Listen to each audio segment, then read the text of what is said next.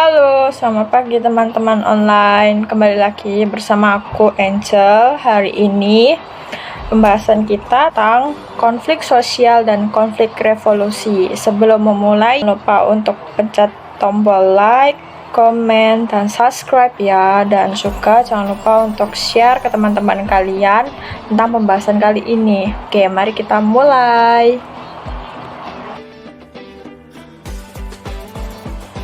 Sebelum itu, aku mau tanya, apa sih revolusi sosial itu? Ada yang tahu?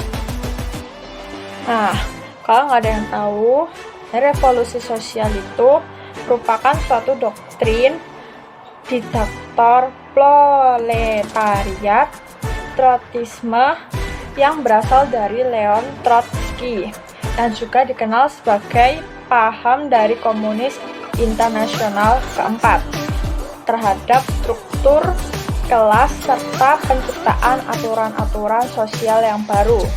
Nah, dalam suatu pergolakan ini, maka akan terbuka suatu zaman baru dalam kehidupan masyarakat dikarenakan terjadinya transformasi yang luas dan fundamental. Oke, lalu apa sih ciri-ciri dari revolusi sosial ini? Nah, ciri-cirinya itu, revolusi sosial ini berlangsung secara besar-besaran dan tiba-tiba dengan menggunakan kekerasan.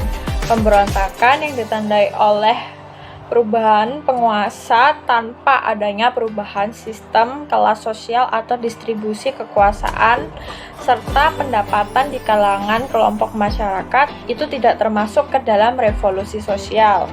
Lalu pada orang revolusioner itu juga menentang pengikut gerakan reformasi. Karena orang-orang ini tuh tidak mungkin tercipta bila mana sistem sosial ini ada tetap berlaku.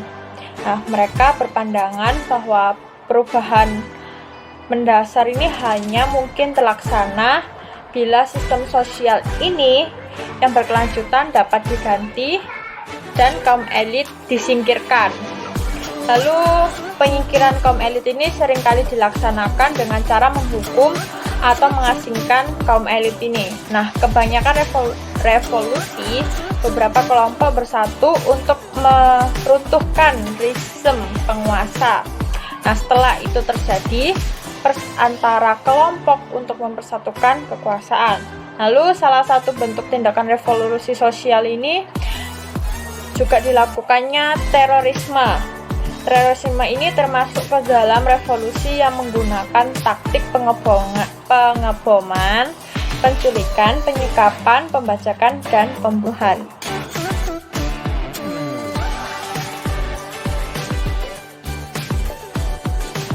Nah, sekarang ini adalah yang paling ditunggu-tunggu. Apa sih hubungan dari konflik sosial dan revolusi dengan hubungannya perubahan sosial?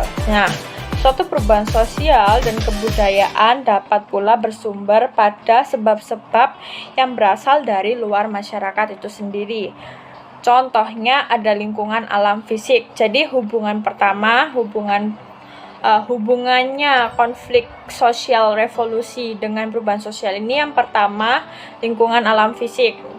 Karena terjadinya bencana alam, maka menyebabkan masyarakat yang mendiami daerah-daerah tertentu itu harus meninggalkan tempat tinggalnya.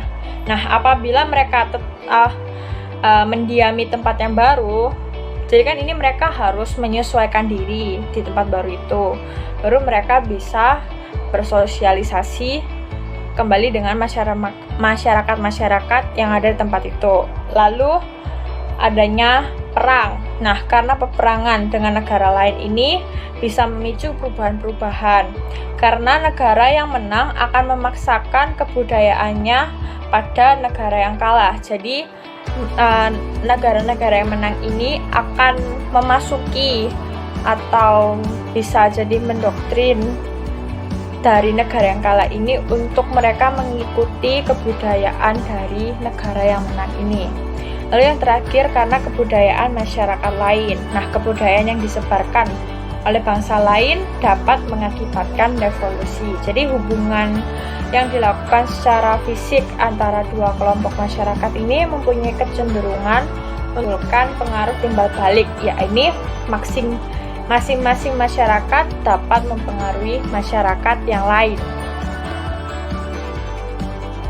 Nah, setiap masyarakat atau kelompok yang melakukan revolusi memiliki komponen yang berbeda, yakni ideologi, program atau pencapaian tujuan, taktik untuk memilih program atau pemimpin. Nah, sekarang ini kita akan membahas tentang tujuan-tujuan perubahan sosial dari konflik sosial revolusi. Yang pertama ada ideologi. Ideologi dari sebuah pergerakan menyuarakan dan membela kepentingan. Nah, beberapa pergerakan sosial ini kelompok dan pandangan bahwa tidak ada nilai kepercayaan yang sejenis dan konsisten yang dapat ditunjukkan sebagai ideologi. Lalu yang kedua, tujuan. Banyak pergerakan sosial yang mencapai tujuan yang spesifik yang bisa menjadi basis para anggota serta pemimpinnya. Lalu yang ketiga ada taktik. Mencapai tujuan pergerakannya, maka sebuah kelompok menyusun taktik atau rencana.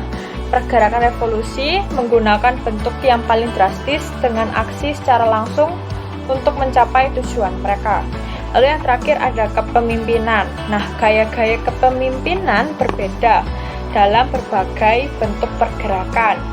Nah, beberapa pemimpin ini memiliki figur karismatik dan dianggap orang-orang yang luar biasa dengan pemahaman yang sangat banyak mengenai situasi kontemporer, akar sejarahnya dan kemungkinan pada masa depan serta bagaimana cara penyampaiannya.